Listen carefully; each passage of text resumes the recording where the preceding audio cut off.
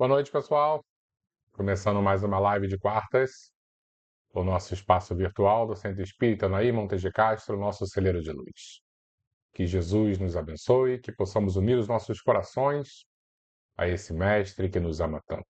Espero que todos estejam muito bem e hoje vamos ler um trecho de um capítulo extremamente importante e quem é espírita com certeza ou já leu ou já teve algum contato através de palestras, né, através de conversas, que é o livro Há 2000 Anos, psicografado por Chico Xavier e ditado por Emmanuel, o seu mentor espiritual. Esse livro conta a história do querido senador romano Públio Lentulus e que, nesta época, ele não era nem um pouco cristão, mas teve o mérito, né, a honra de conhecer Jesus e ter a sua filhinha curada também por esse mestre tão amoroso e que toca os corações das pessoas de diversas maneiras. Assim, hoje vamos falar um pouquinho sobre o encontro deste senador extremamente orgulhoso com a humildade em pessoa que era Jesus Cristo aqui encarnado. Eu fico imaginando Jesus Cristo no plano espiritual, com todo o seu esplendor, com toda a sua luminosidade, o quanto realmente nós ainda não temos condições de analisar o seu perfil psicológico. Mas antes de iniciarmos a nossa leitura, vamos ver quem está aqui conosco para darmos nossa boa noite. Elizabeth, ótima noite para você. Que Jesus te abençoe, abençoe sua família, seu netinho. Oi, Vilma. Ótima noite. Também seja muito abençoado. Obrigado pela presença.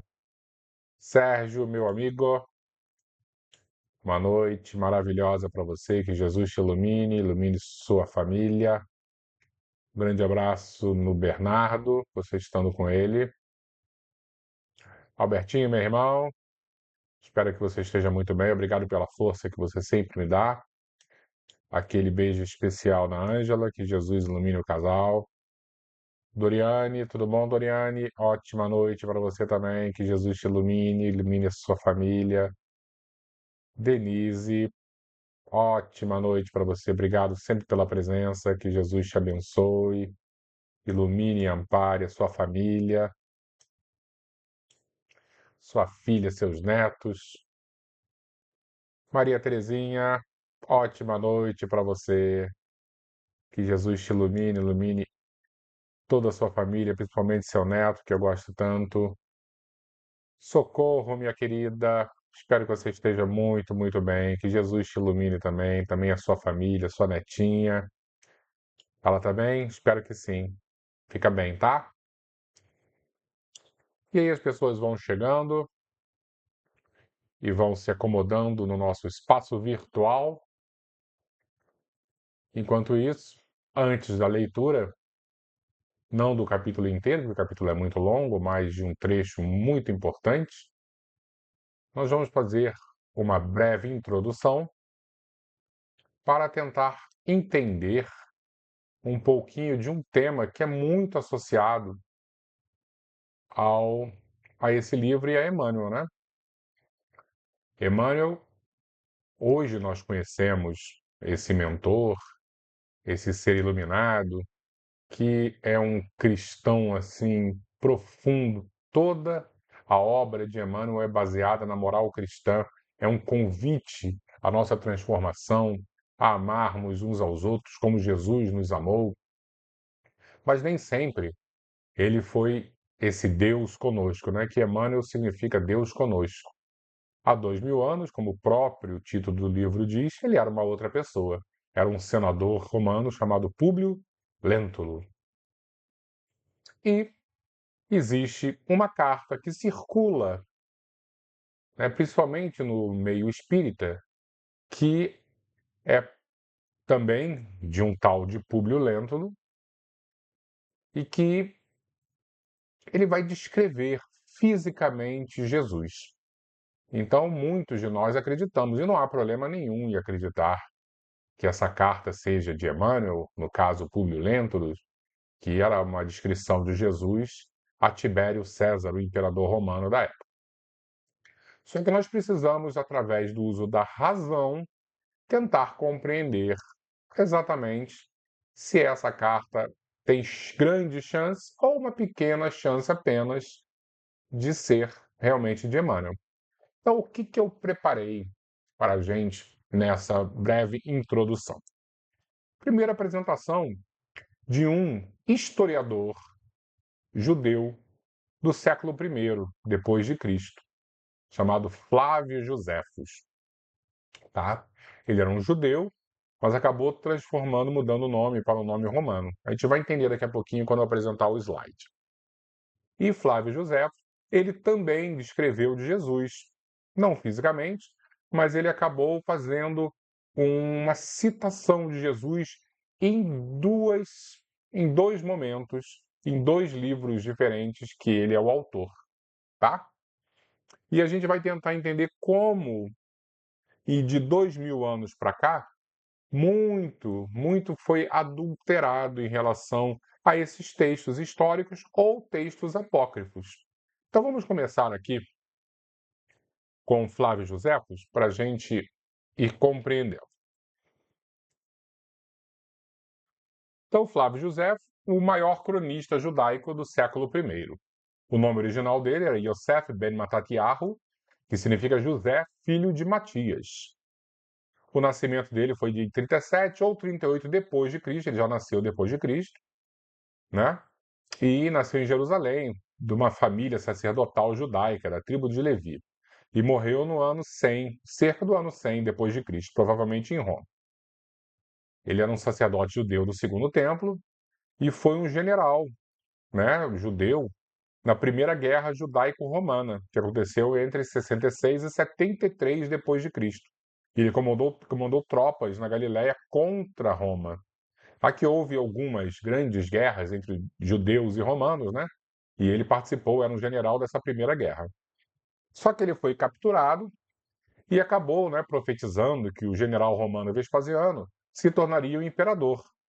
Quando a profecia se confirmou que o Vespasiano realmente virou o imperador, ele ganhou muito prestígio e passou a viver em Roma sob o patrocínio, né, recebendo um salário da família imperial da dinastia Flaviana, que foi Vespasiano, Tito e depois Domiciano.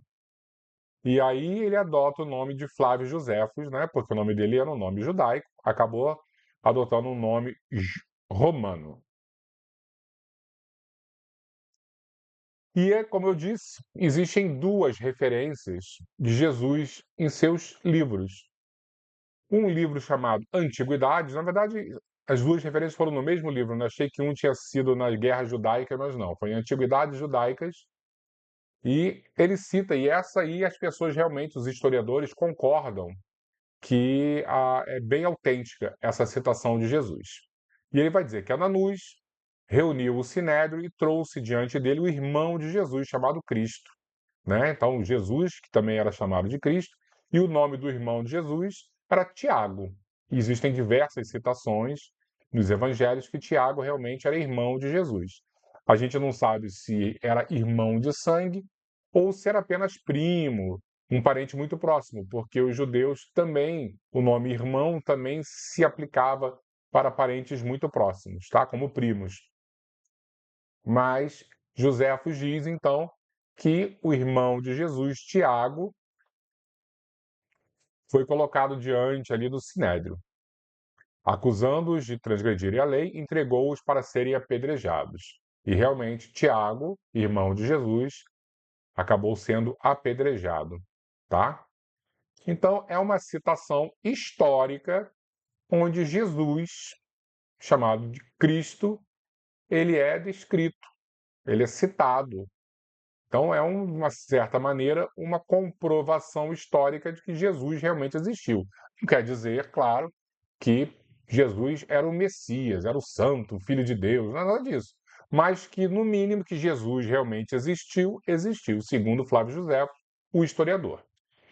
Agora que vem a questão mais polêmica. Porque um judeu, que depois se transforma num romano, vai tratar nessa segunda citação Jesus como um grande líder espiritual, um Messias esperado. E isso, muito provavelmente, segundo os historiadores, foi uma adulteração no período medieval para dar, né, a característica não mais da existência de um Jesus histórico, mas sim de um Jesus Messias, um Jesus Deus, Filho de Deus. Então, olha como Joséfos cita e trata Jesus. Veja como é estranho para um historiador, mais uma vez, que não era cristão. Por esse tempo apareceu Jesus, um homem sábio, se é que podemos chamá-lo de homem, pois ele realizou feitos extraordinários. Era mestre daqueles que recebem a verdade com prazer. Ganhou muitos judeus e também muitos dos gregos. Ele era o Cristo. E quando Pilatos, por denúncia dos principais dentre nós, o condenou à cruz, aqueles que o haviam amado desde o princípio não deixaram de o amar. No terceiro dia apareceu-lhes de novo vivo, pois os profetas divinos haviam predito isso e muitas outras coisas maravilhosas a seu respeito. E até hoje não cessou a tribo daqueles que a partir dele são chamados cristãos. Tá? Então, o que a gente consegue compreender?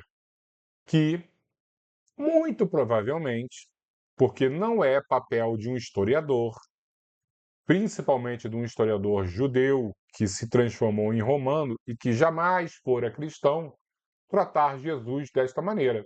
Então, os críticos dizem que isso deve ter sido uma adulteração no passar dos séculos, justamente para dar essa essa roupagem de Jesus como filho de Deus, ok?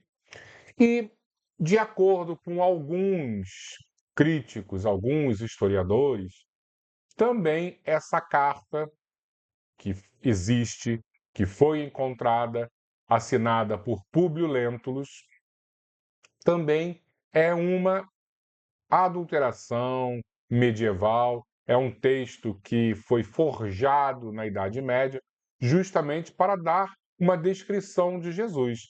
Por mais que seja belíssima, e toda vez que eu leio esta carta, eu oro assim, nossa, tomara que realmente seja verdade, porque esse é o Jesus que eu acredito. Mas nós temos que usar a razão, não apenas a emoção, a nossa fé, para compreender que também é possível. Eu não quero acabar com a fé de ninguém aqui, mas é muito provável que esse texto também seja uma criação medieval e não uma carta real de Públio Lentulus. Até porque a assinatura desse Públio Lentulus diz que ele é um governador da Judéia. Eu acho que até, como está escrito, é até como se fosse um presidente da Judéia, vamos dizer assim. E, segundo Emmanuel, Públio Lentulus, ele não era um governador. O governador era Pilatos.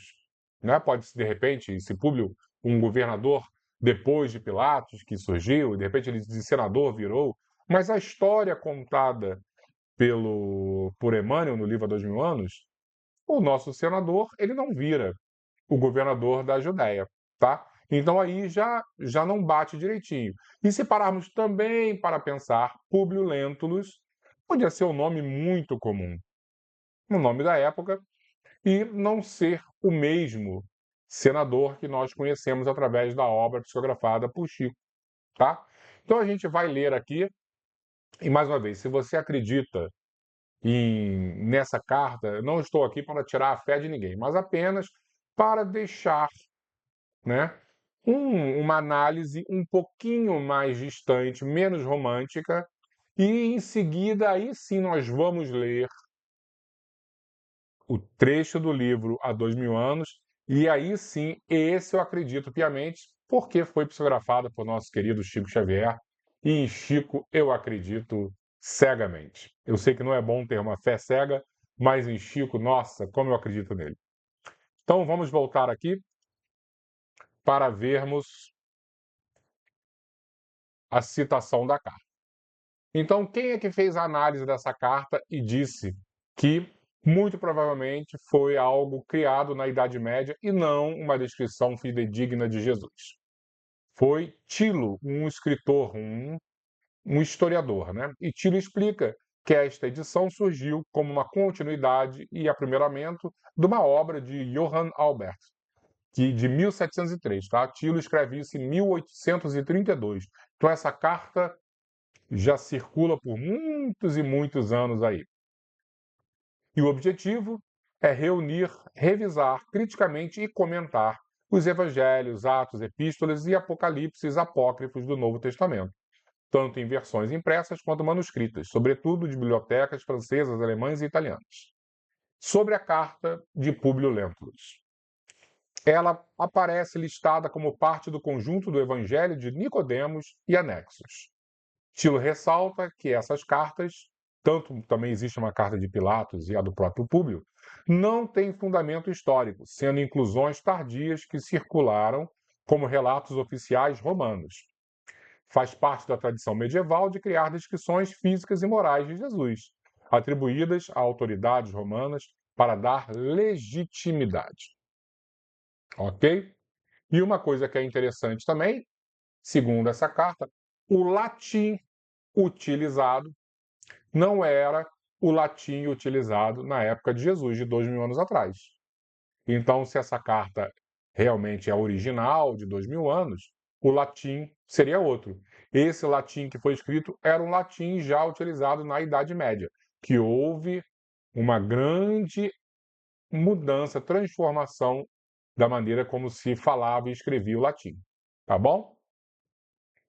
Então vamos ler a carta aqui. Mais uma vez, essa carta é belíssima.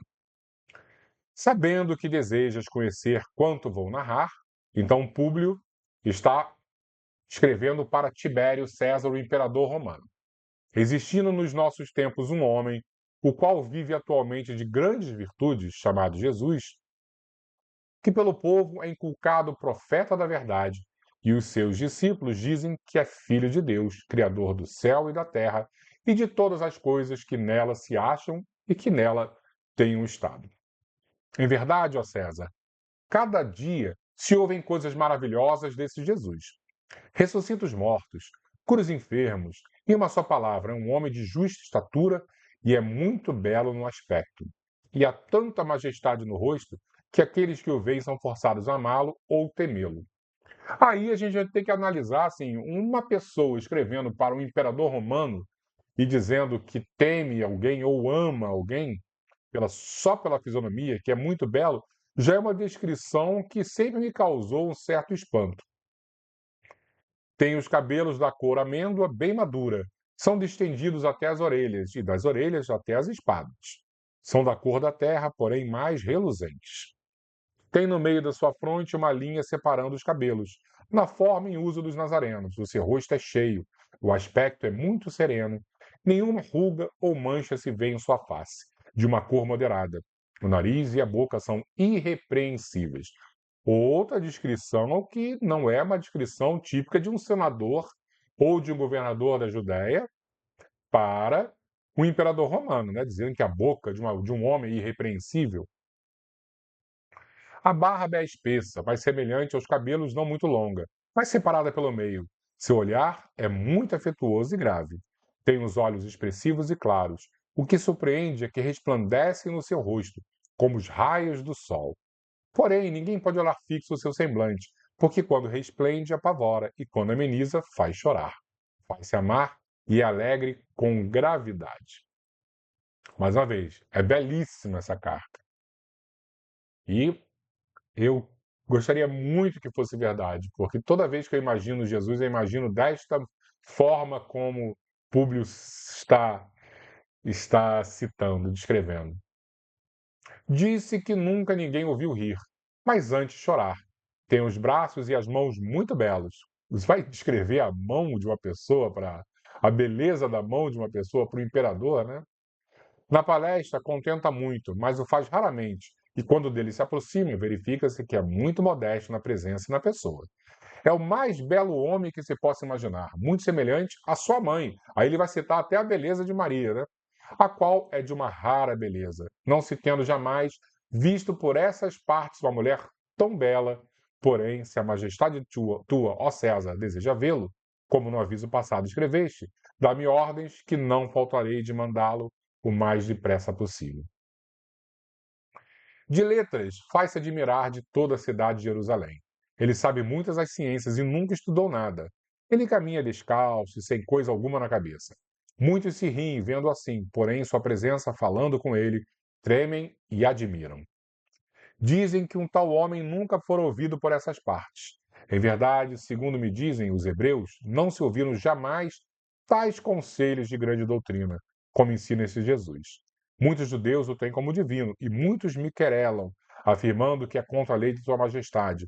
Eu sou grandemente molestado por esses malignos hebreus. Disse que este Jesus nunca fez mal a quem quer que seja, mas ao contrário, aqueles que o conhecem e com o tem praticado afirmam ter dele recebido grandes benefícios de saúde. Porém, a tua obediência estou prontíssimo. Aquilo que tua majestade ordenar será cumprido. Vale da majestade tua, fidelíssimo e obrigadíssimo Publio Lentulus, presidente da Judéia, l'indicione sétima luna seconda.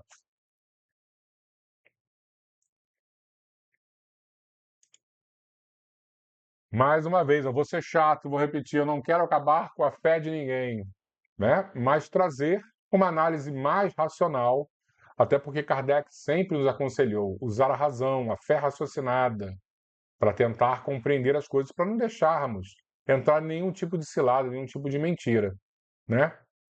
E aí olhar assim, ó, existia realmente um movimento, como o próprio aconteceu com Flávio Josefo, provavelmente, de adulteração dos textos originais ou as cópias que chegaram, né? Que provavelmente o texto de Josefos não foi o original, 2000 anos atrás, muita coisa se perdeu, então foram cópias de outras cópias, né? E aí no meio do caminho, um telefone sem fio, alguém vai e coloca alguma informação.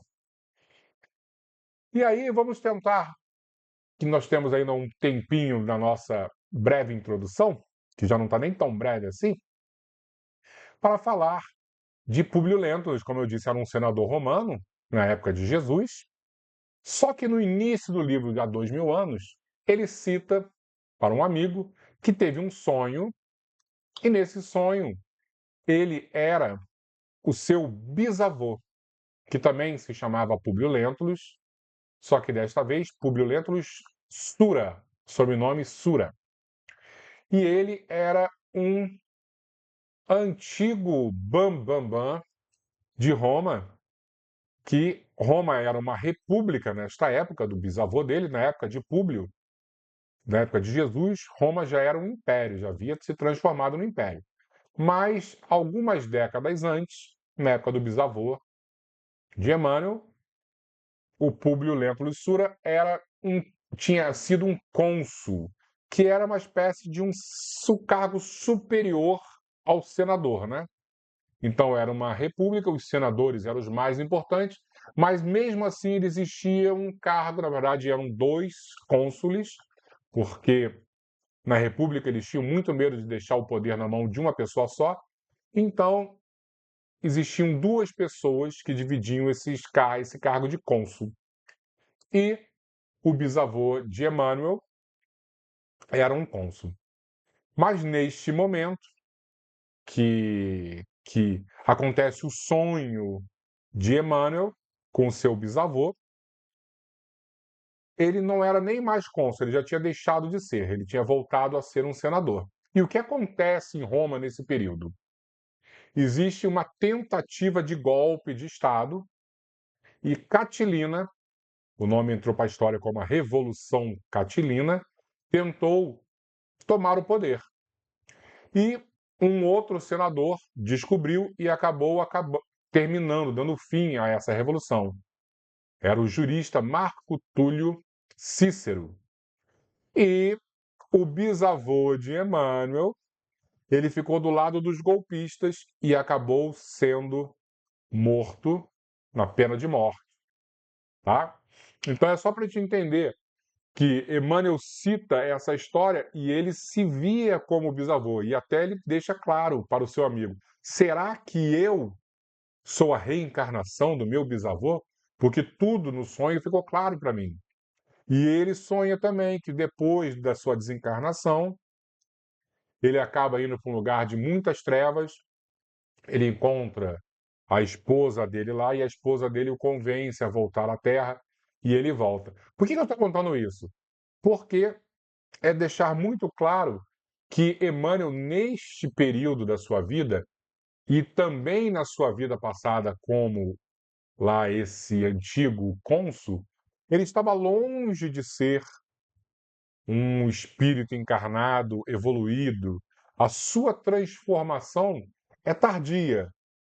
Ele vai se encontrar com Jesus e só depois, numa outra vida, aí sim, ele vai conseguir se transformar e se apresentar para a gente hoje como esse Deus conosco, isto é, como Emmanuel. Então vamos ver aqui essa passagem belíssima do encontro e de uma breve descrição, aí sim eu acredito, de Jesus de Nazaré.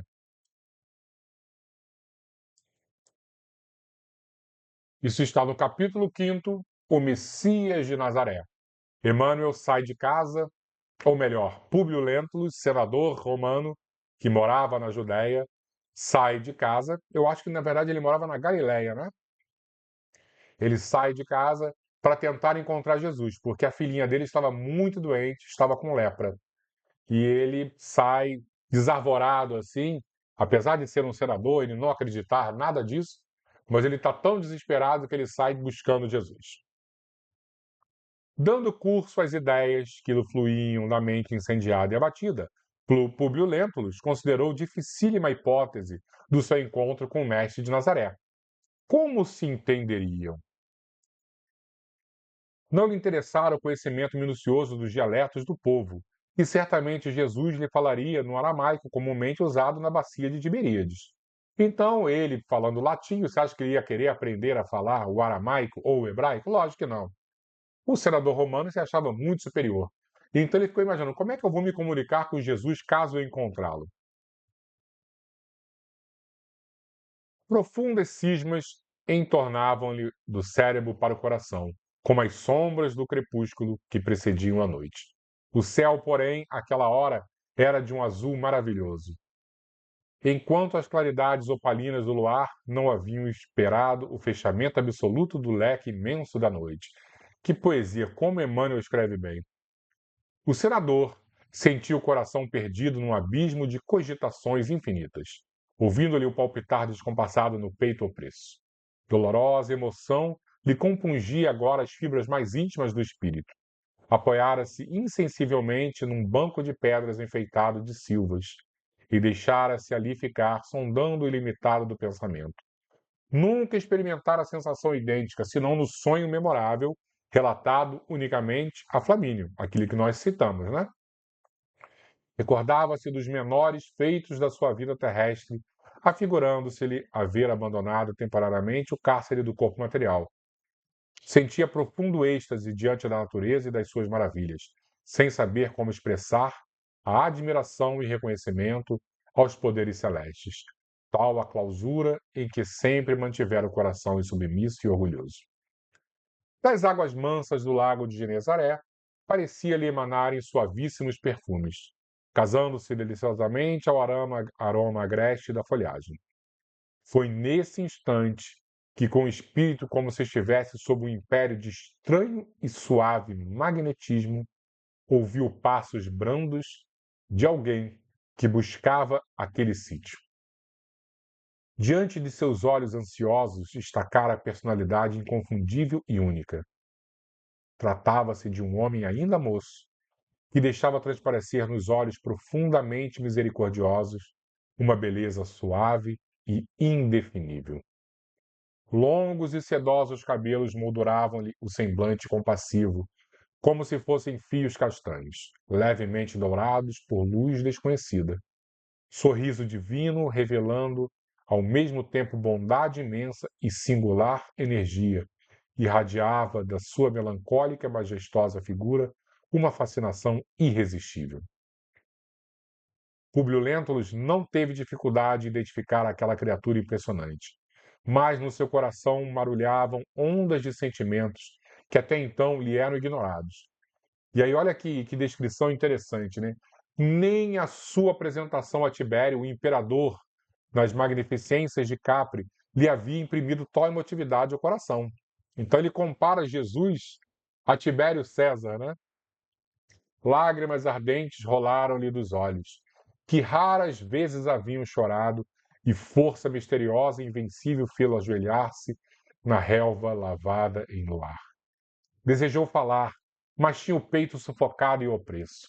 Foi quando então, num gesto de doce e soberana bondade, o meigo nazareno caminhou para ele, qual visão concretizada de um dos deuses de suas antigas crenças, e pousando carinhosamente a destra em sua fronte, exclamou em linguagem encantadora, que Públio entendeu perfeitamente, como se ouvisse o idioma patrício, o latim, dando-lhe a inesquecível impressão de que a palavra era de espírito, de coração para coração. Isso é muito emocionante. Senador, por que me procuras? Espraiando o olhar profundo na paisagem, como se desejasse que a sua voz fosse ouvida por todos os homens do planeta, rematou com serena nobreza. Fora melhor que me procurasse publicamente e na hora mais clara do dia, para que pudesses adquirir de uma só vez e para toda a vida a lição sublime da fé e da humildade. Mas eu não vim ao mundo para derrogar as leis supremas da natureza e venho ao encontro do teu coração desfalecido. Rubio Lentulus nada pôde exprimir, além das suas lágrimas copiosas, pensando amargamente na filhinha. Mas o profeta, como se prescindisse das suas palavras articuladas, continuou: Sim, não venho buscar o homem destado, superficial e orgulhoso, que só os séculos de sofrimento podem caminhar ao regaço de meu pai. Venho atender às súplicas de um coração desditoso e oprimido. E ainda assim, meu amigo, não é o teu sentimento que salva a filhinha leprosa e desvalida pela ciência do mundo, porque tens ainda a razão egoísta e humana. É sim a fé e o amor de tua mulher, porque a fé é divina. Basta um raio só de suas energias poderosas para que se pulverizem todos os monumentos das vaidades da terra. Comovido e magnetizado, o senador considerou intimamente que seu espírito pairava numa atmosfera de sonho, tais as comoções desconhecidas e imprevistas que se lhe represavam no coração, querendo crer que os seus sentidos reais se achavam travados num jogo incompreensível de completa ilusão. Gente, é encontrar com Jesus. Imagina o poder magnético, hipnótico de Jesus. Então, Emmanuel, apesar do coração dele cheio de pedra, cheio de orgulho, cheio de vaidade, ele conseguiu mergulhar nessa atmosfera transformadora. Ele não se transforma, mas ele percebeu essa atmosfera transformadora. Não, meu amigo, não estás sonhando, exclamou o meigo e enérgico mestre, adivinhando-lhe os pensamentos. Depois de longos anos de desvio do bom caminho, pelo sendal dos erros clamorosos, encontras hoje um ponto de referência para a regeneração de toda a tua vida. Isso é profundo, né? Um ponto de referência para a regeneração de toda a tua vida. Está, porém, no teu querer, no seu livre-arbítrio, ou aproveitá-lo agora ou daqui a alguns milênios. Nem demorou tanto tempo, né? Nem foram alguns milênios, foram só alguns séculos. Se o desdobramento da vida humana está subordinado às circunstâncias, és obrigado a considerar que elas existem de toda a natureza, cumprindo as criaturas a obrigação de exercitar o poder da vontade e do sentimento, buscando aproximar seus destinos das correntes do bem e do amor aos semelhantes. Soa para teu espírito, neste momento, um minuto glorioso. Se conseguires utilizar tua liberdade para que seja ele, em teu coração doravante, um cântico de amor, de humildade e de fé, na hora indeterminável da redenção, dentro da eternidade. Mas ninguém poderá agir contra a tua própria consciência, se quiseres desprezar indefinidamente este minuto ditoso. Pastor das almas humanas, desde a formação deste planeta, Há muitos milênios venho procurando reunir as ovelhas tresmalhadas, tentando trazer-lhes ao coração as alegrias eternas do reinado de Deus e de sua justiça. Mais uma vez, eu vou ser muito repetitivo. Que lindo esse trecho. Públio fitou aquele homem extraordinário, cujo desassombro provocava admiração e espanto. Humildade? Que credenciais lhe apresentava o profeta para lhe falar assim, a ele, senador do império, revestido de todos os poderes diante de um vassalo? No minuto lembrou a cidade dos Césares, coberta de triunfos e glórias, cujos monumentos e poderes acreditava, naquele momento, fossem imortais. E aí a gente consegue analisar que perigo é a glória mundana. Quantos pobres, miseráveis, doentes, bastava um olhar de Jesus para conversão profunda. Olha a quantidade de tempo que o mestre e ele já estão conversando e ele não conseguiu ser tocado de maneira definitiva. Por quê? Porque a vitória, a luz mundana, aquela luz de neon que é belíssima, mas é muito fria, ela nos cega e ela rema contra a humildade. Todos os poderes do teu império são bem fracos e todas as suas riquezas bem miseráveis. As magnificências dos Césares são ilusões efêmeras de um dia, porque todos os sábios, como todos os guerreiros, são chamados no momento oportuno aos tribunais da justiça de meu Pai que está no céu.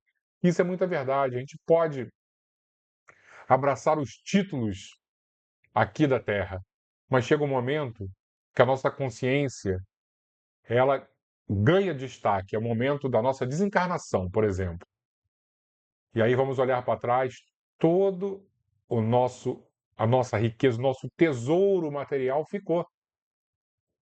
O problema é que quando estamos aqui ainda, cegos por essa luminosidade efêmera, a gente esquece de olhar a espiritualidade. E era isso que Emmanuel vivia fortemente, e é isso que Jesus, de maneira muito doce, serena e verdadeira, está tentando iluminar na consciência de Emmanuel. Um dia, deixarão de existir as suas águias poderosas sob o punhado de cinzas misérrimas.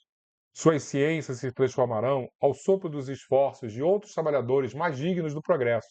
Suas leis, iníquas, serão tragadas no abismo tenebroso destes séculos de impiedade, porque só uma lei existe e sobreviverá aos escombros da inquietação do homem, a lei do amor, instituída por meu Pai desde o princípio da criação. A lei do amor, desde o início da criação. Agora, volta ao lar, consciente das responsabilidades do teu destino. Se a fé instituiu na tua casa o que consideras alegria com o restabelecimento de tua filha, não te esqueças que isso representa um agravo de deveres para o teu coração, diante de nosso Pai Todo-Poderoso. O senador quis falar, mas a voz tornara-se-lhe embargada de comoção e de profundos sentimentos. Desejou retirar-se, porém, nesse momento notou que o profeta de Nazaré se transfigurava, de olhos fitos no céu. Aquele sítio deveria ser um santuário de suas meditações e de suas preces. No coração perfumado da natureza, porque Públio adivinhou que ele orava intensamente, observando que lágrimas copiosas lhe lavavam o rosto. Banhado então por uma claridade branda, evidenciando a sua beleza serena e indefinível e melancolia. Nesse instante, contudo, suave torpor paralisou as faculdades de observação do patrício, que se aquietou estarrecido. Deviam ser 21 horas, quando o senador sentiu que despertava. Leve aragem acariciava-lhe os cabelos, e a lua entornava seus raios argênteos no espelho carinhoso e imenso das águas. Como escreve bem, meu Deus! Guardando na memória os mínimos pormenores daquele minuto inesquecível, Públio sentiu-se humilhado e diminuído, em face da fraqueza de que dera testemunho diante daquele homem extraordinário. Uma torrente de ideias antagônicas represava-lhe no cérebro, acerca de suas admoestações e daquelas palavras agora arquivadas para sempre no âmago de sua consciência.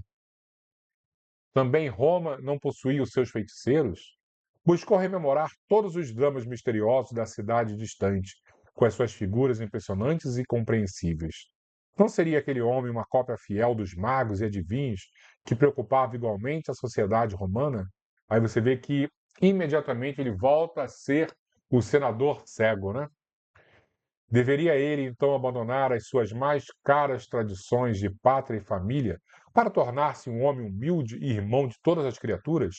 Sorria consigo mesmo, na sua presumida superioridade, examinando a inanidade daquelas exortações que considerava desprezíveis. Entretanto, subiam-lhe no coração ao cérebro outros apelos comovedores. Não falara o profeta da oportunidade única e maravilhosa? Não prometera com firmeza a cura da filhinha à conta da fé ardente de Lívia? Mergulhado nessas cogitações íntimas, abriu cautelosamente a porta da residência, encaminhando-se ansioso ao quarto da enferma. E ó, suave milagre! A filhinha repousava nos braços de Lívia com absoluta serenidade. Sobre-humana e desconhecida força mitigava-lhe os padecimentos atrozes, porque seus olhos deixavam entrever uma doce satisfação infantil iluminando-lhe o semblante risonho. Quem sabe o que é ter um filho doentinho, com febre, e de repente ele começa a melhorar, vê a transformação. Imagina uma criança com lepra sendo consumida e de repente um pai chega em casa e descobre que o amor da sua vida está curado.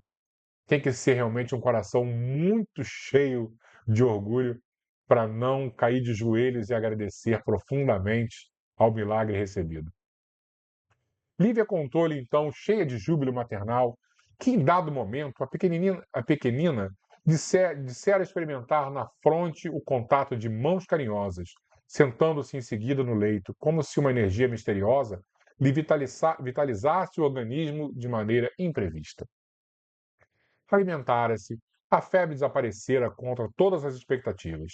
Ela já revelava atitudes de convalescente palestrando com a mãezinha, com a graça espontânea da sua meninice. Terminado o relato, a jovem senhora concluiu com entusiasmo. Desde que saís, eu e Ana oramos com fervor junto da nossa doentinha, implorando ao profeta que atendesse ao teu apelo, ouvindo os nossos rogos, e agora eis que a nossa filhinha se restabelece. Poderá, querido, haver felicidade maior do que esta? Ah, Jesus deve ser o emissário direto de Júpiter, enviado a esta gloriosa missão de amor e de alegria para todas as almas. Ana, a empregada, né, a escrava, porém, que escutava comovida, interveio num gesto espontâneo e incoercível, oriundo da grata satisfação daquele momento. Não, minha senhora, Jesus não vem da parte de Júpiter.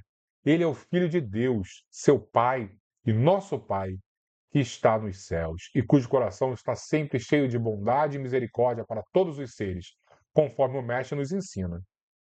Louvemos, pois, o Todo-Poderoso pela graça recebida, agradecendo a Jesus com uma prece de humildade. Publio Lentulus acompanhou a cena em silêncio, intimamente contrariado com o verificar a intimidade estreita de sua mulher como a simples serva da casa. Observou com profundo desagrado não só a espontaneidade da gratidão entusiástica de Lívia, como a intromissão de Ana na conversa, o que considerava ousadia. No relance, mobilizou todas as reservas do seu orgulho para restabelecer a disciplina interna de sua casa e, retornando o aspecto altivo da sua expressão fisionômica, dirigiu-se secamente à esposa. E é lógico que eu não vou continuar, porque aí já é muito spoiler. E quem não leu, não perca tempo em mergulhar nessa história maravilhosa de transformação e renúncia, porque tem muita coisa linda acontecendo e a acontecer ainda. E quem já leu, releia, porque todo livro que nós relemos é outro, porque nós já somos pessoas diferentes e o aprendizado, né, a compreensão da história é muito mais rica. Então fica aqui o convite para essa tentativa de transformação, e todos nós diariamente temos grandes tentativas de transformação. E essa é aquela tentativa que nos aproxima demais do sucesso. A nossa transformação íntima, ela é movida a essas leituras edificantes. Porque quando nós mergulhamos numa história dessa, nós fazemos parte do enredo. Nossas vidas se misturam com as vidas dos personagens e é muito gratificante e engrandecedor. E assim terminamos mais uma live de quartas. E eu sei que nesse início a leitura desta carta de Públio pode ter sido um anticlímax, né? Quase um banho, um balde de água fria na nossa fé, mas eu acho que a leitura desse capítulo do livro maravilhoso, que é o Há 2000 Anos, conseguiu superar essa parte inicial e retomamos a fé e a confiança nessa figura de Jesus que é sublime e maravilhosa. Vamos fazer a nossa prece? Aconselho demais colocar um copinho de água, porque hoje nós vamos também mergulhar no encontro com Jesus na nossa oração. E com certeza ele terá algo especial para a nossa saúde física e principalmente a nossa saúde espiritual. Vamos lá? Fazer a nossa prece. Vamos fechar então os nossos olhos e vamos, nesses segundos iniciais, acalmar os nossos corações, elevar os nossos pensamentos ao nosso Pai Celestial, nosso Criador, aquele que nos ama e que nos aguarda ansiosamente o retorno ao lar, como o Pai da parábola do Filho Pródigo. E hoje nós vamos caminhar na direção de um reencontro sublime, o reencontro com Jesus. Todos nós, de alguma maneira, já tivemos contato com Ele. Quantas vezes nós também, assim como Públio, o senador orgulhoso, não conseguimos compreender a grandiosidade desse momento. Mas hoje será diferente. Hoje estamos mais maduros, estamos mais inclinados à transformação íntima. E assim, a nossa caminhada em direção ao Mestre terá um outro desfecho. Uma nova vida surgirá em nossos corações. Vamos caminhar sobre as areias do lago de Genezaré. O pôr do sol embeleza o céu com cores tão divinas que temos a certeza que é uma pintura direta do Criador. E lá está Ele. A uma breve distância, o Messias da Galileia. A cada passo que damos em sua direção, é como se retornássemos o tempo, até o momento onde não somos mais adultos. Somos crianças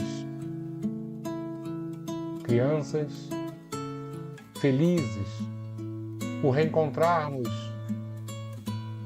o nosso Pai, que há muito estava longe, numa viagem, no trabalho.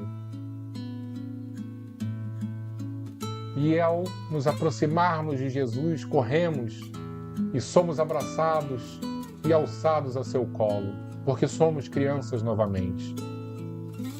Ele nos enche de beijos, nos enche de abraços, olhando em nossos olhos, afirma com todas as letras: eu te amo e eu estou aqui para protegê-lo. E esse momento de reencontro é o momento que todos nós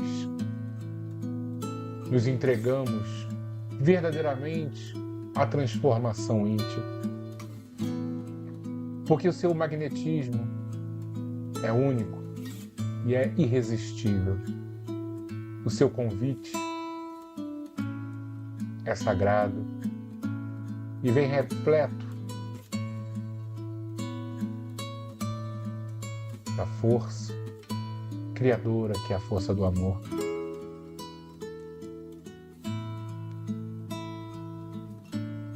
Somos colocados novamente no chão, nossos pés voltam a sentir a areia fofa.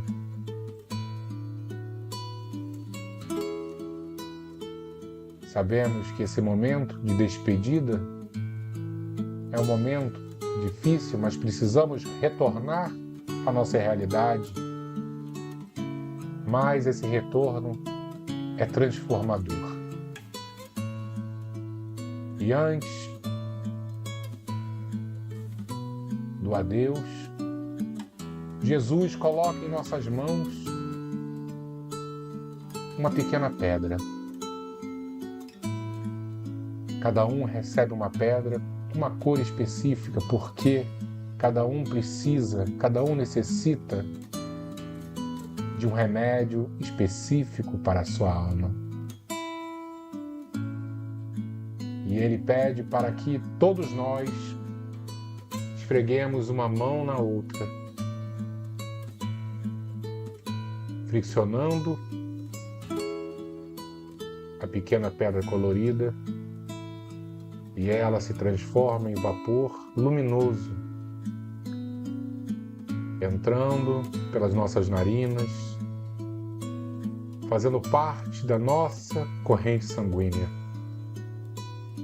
indo para todas as nossas células, que servirão como ponte para o nosso perispírito, que alimentará o nosso espírito imortal.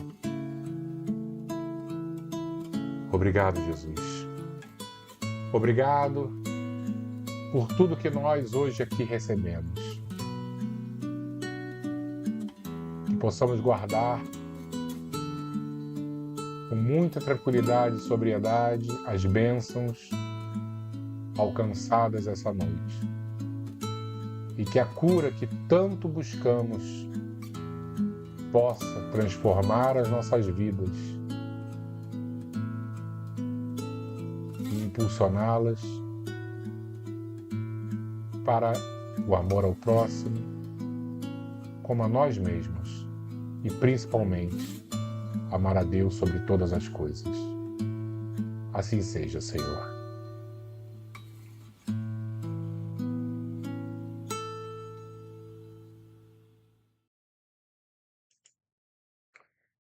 Muito obrigado, pessoal.